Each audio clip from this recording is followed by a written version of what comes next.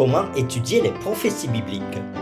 Une étude sous la direction de Charles Boonstra est présentée dans L'aventure dans la parole avec Emmeline et Ronnie, avec la contribution musicale de Robert G.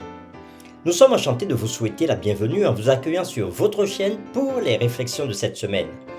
Que Jésus-Christ soit notre guide, que le Saint-Esprit nous instruise et nous rende forts alors que nous nous arrêtons sur ce grand thème tout au long de ce trimestre.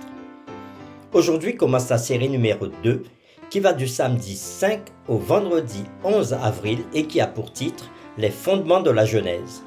Les lectures de la semaine concernent les chapitres suivants.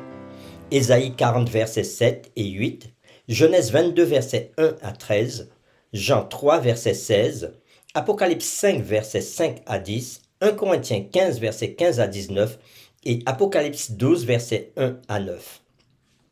Le texte à mémoriser de cette semaine que nous vous invitons à dire avec nous se trouve dans Jean chapitre 1er le verset 29. Le lendemain, il vit Jésus venant à lui et il dit « Voici l'agneau de Dieu qui ôte le péché du monde ». Nous vous invitons à le redire avec nous. Jean chapitre 1er le verset 29. Le lendemain, il vit Jésus venant à lui et il dit « Voici l'agneau de Dieu qui ôte le péché du monde ».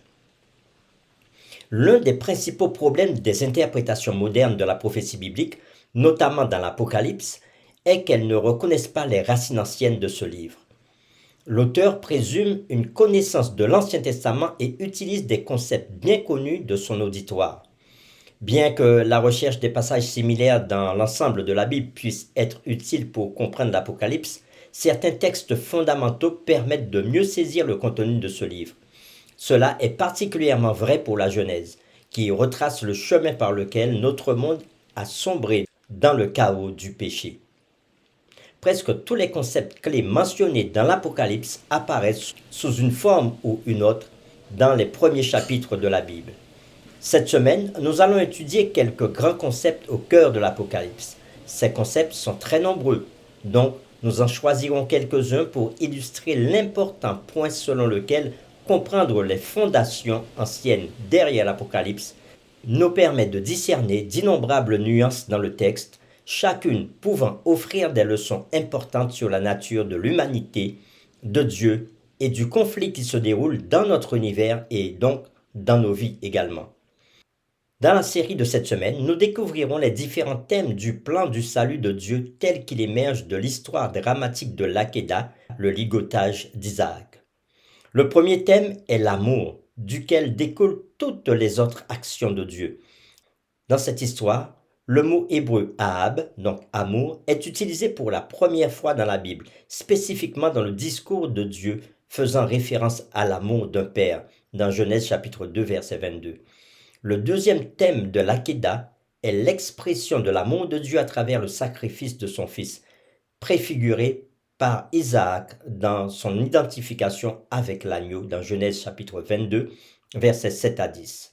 Et le troisième thème est la manifestation réelle de l'amour de Dieu dans l'histoire, en particulier dans le grand conflit qui mettra la semence en opposition au serpent et qui terminera par la victoire de la semence sur le mal et la mort.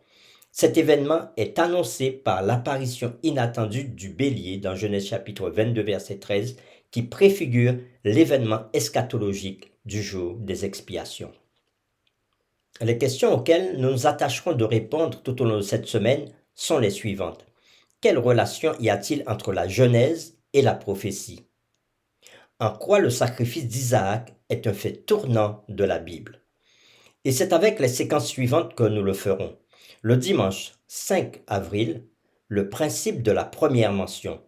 Le lundi 6 avril, comprendre l'amour de Dieu. Le mardi 7 avril, la question d'Isaac, où est l'agneau?